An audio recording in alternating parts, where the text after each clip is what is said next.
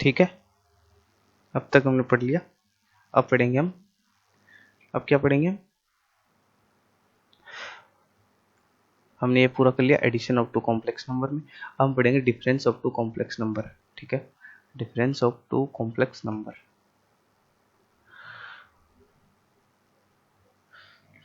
Difference of two complex number, difference of two complex number. ठीक है, मान लो मेरे पास एक कॉम्प्लेक्स नंबर z1 है जिसको मैंने a प्लस बी आयोटा लिख दिया, z2 क्या है c प्लस आयोटा d लिख दिया।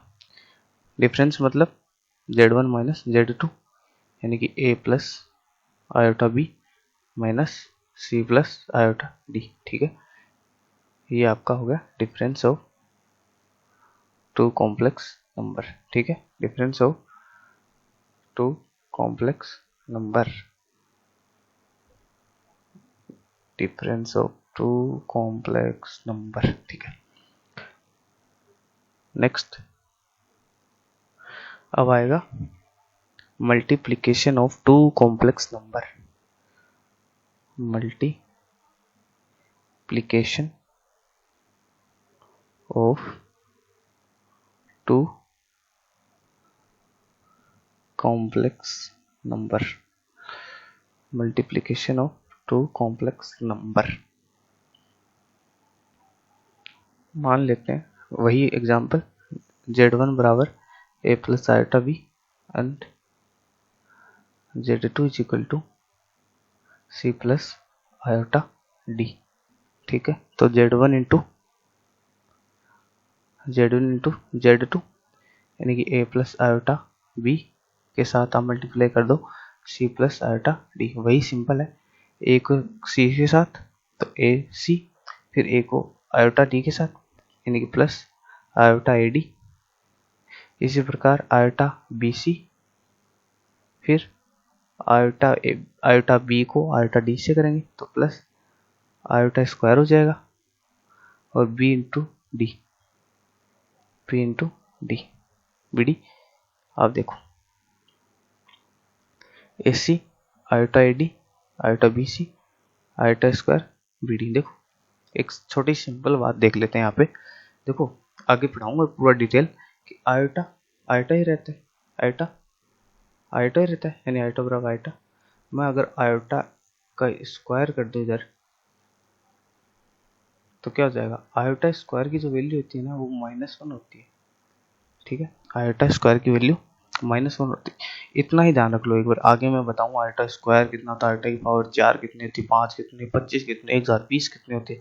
बस आप सिंपल आयोटा स्क्वायर की वैल्यू -1 यहाँ याद रख लो। ठीक है, तो यहाँ पे क्या हो जाएगा, देखो ए सी और यहाँ पर आयोटा स्क्वायर का -1 बी डी, यानी मैं इनको एक साथ लिख देता हूँ A C minus B D. समझ में आया, आयोटा स्क्वायर की वैल्यू -1 बी डी होगा प्लस आयोटा में दोनों में कॉमन ले लेता हूँ, क्या लिखूंगा A D plus B C यानी कि z1 इंटू z2 ये आ जाएगा A C minus B D plus iota A D plus B सी।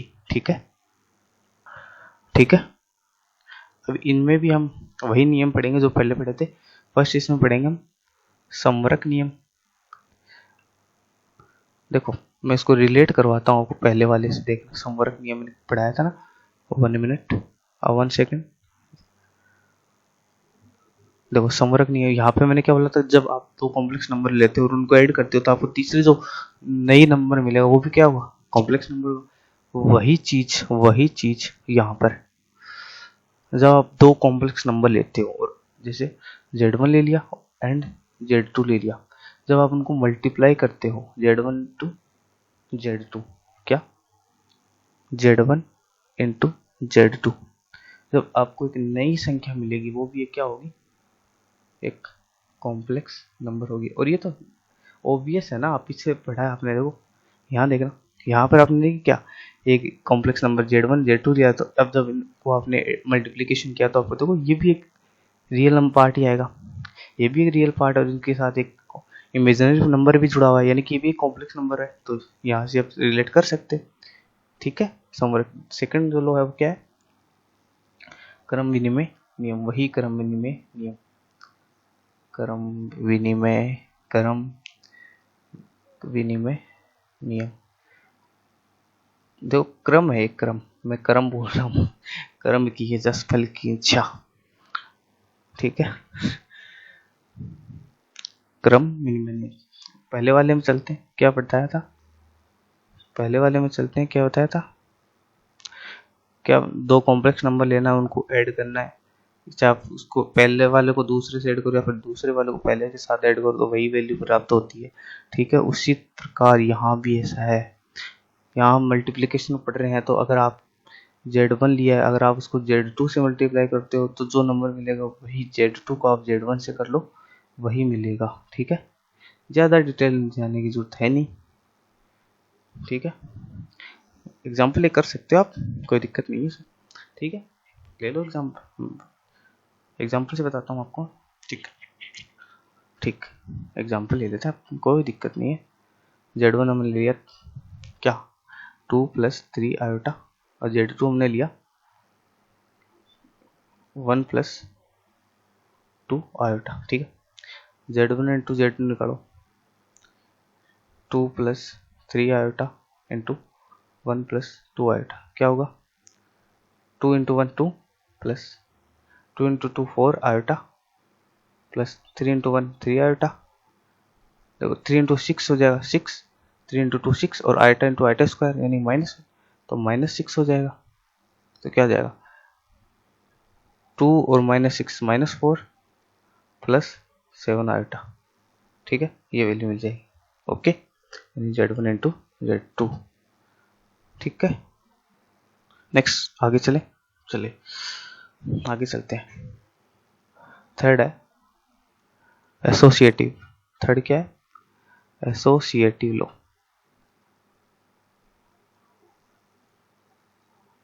साहचर्य, साहचर्य, वही सेम, वहां पर हमने ऐड किया था, यहाँ पे मल्टीप्लाई कर लो। अगर आप Z1 को Z2 से मल्टीप्लाई करो देन Z3 से मल्टीप्लाई करो वही वैल्यू मिलेगी। आप पहले Z2 इंटू Z3 कर लो, फिर उसके बाद Z1 से मल्टीप्लाई कर दो, वही वैल्यू आपको मिलेगी, ठीक है। चलिए नेक्स्ट चलें, ओके। नेक्स्ट है, नेक्स्ट क्या है, फोर्थ, नेक्स्ट है गुणात्मक तत्समक का अस्तित्व, गुणात्मक, गुणात्मक तत्समक का, तत्समक का अस्तित्व है, गुणात्मक तत्समक का अस्तित्व है।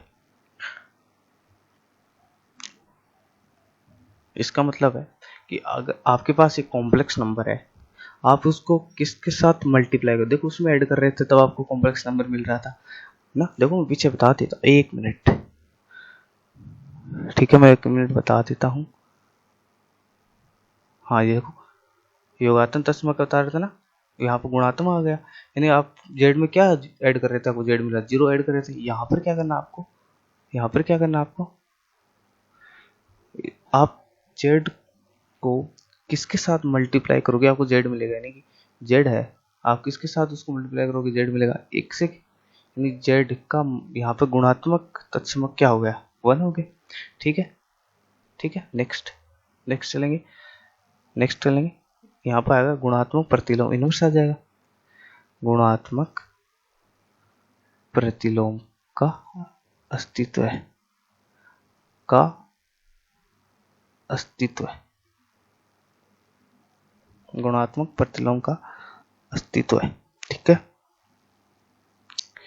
यहाँ पर मान लो एक कॉम्प्लेक्स नंबर z है, आप इसको गुणात्मक है ना, किसके साथ गुणा करोगे आपको 1 मिलेगा, बताना आप इसको किसके साथ गुणा करोगे, जैसे 2 है, आप इसको किसके साथ गुणा करोगे कि आपको 1 मिलेगा, आप क्या करोगे, इसको 1/2 से गुणा कर दो तो 1 मिल जाएगा, वैसे इसको क्या करो 1/z से गुणा कर दो, ये इसका क्या होगा गुणात्मक प्रतिलोम होगा, ठीक है। इसमें एक नियम और एक्स्ट्रा आता है, ठीक है, इसमें एक नियम एक्स्ट्रा आता है, क्या, 6th, इसमें आता है बंटन नियम, डिस्ट्रीब्यूटिव लॉ, जो उसमें नहीं आता था, बंटन नियम, इसको इंग्लिश में बोलते हैं डिस्ट्रीब्यूटिव लॉ। ठीक है, मैं बोल देता हूँ, कोई दिक्कत नहीं है ना।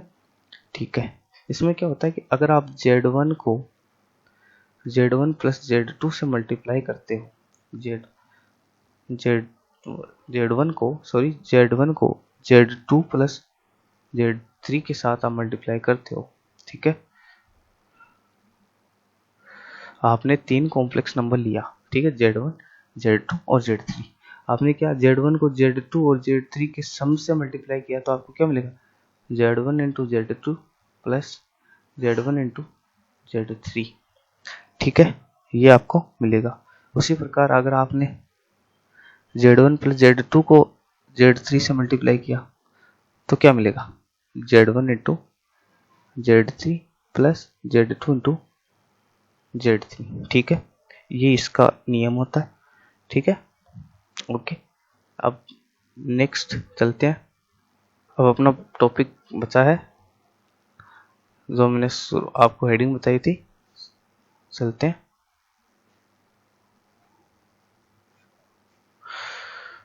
ठीक है, हमने multiplication of two complex number भी बता दिया। अब पढ़ेंगे हम division of two complex number. Division of two complex number, division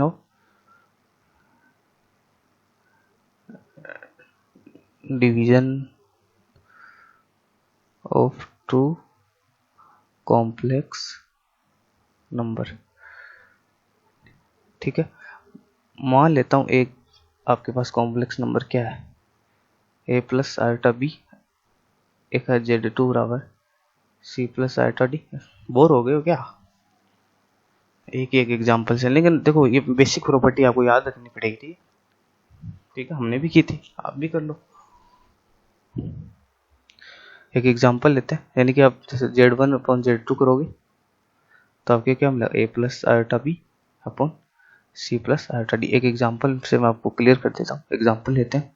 ठीक है, एग्जाम्पल लेते हैं। Z1 ले लिया हमने 6 प्लस 3 आयोटा एंड Z2 मैंने ले लिया 2 माइनस आयोटा। ठीक है, क्या करना है, Z1 अपॉन Z2 करना है। करो, 6 प्लस 3 आयोटा को आप भाग दे दो या डिवाइड कर दो 2 माइनस आयोटा से।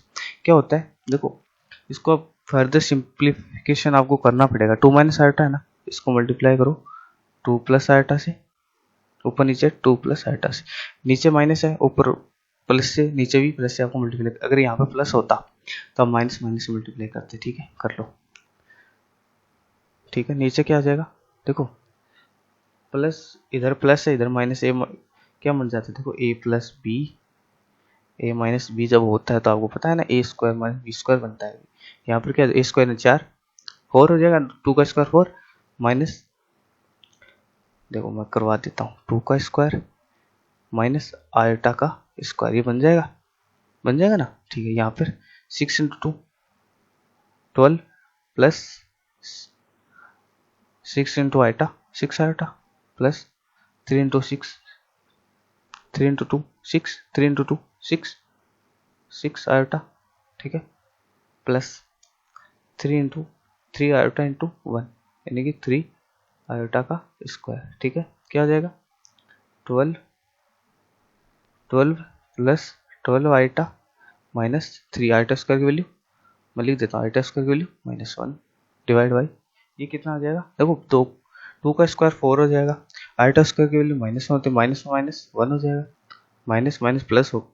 ठीक है, यहाँ पर 1 बन जाएगा ना, यानी कि 5 हो जाएगा। 2 का स्क्वायर 4, आयोटा स्क्वायर -1 प्लस 1 हो जाएगा, तो 4 प्लस 1 5 हो जाएगा। समझ में आई बात, 12 माइनस 3 9 हो जाएगा, तो 1/5 कितना मिल जाएगा, 12 आयोटा प्लस 9। ठीक है, 12 आयोटा प्लस 9 Z1/Z2 ये मिल जाएगा। ठीक है, ओके। ठीक है, चलिए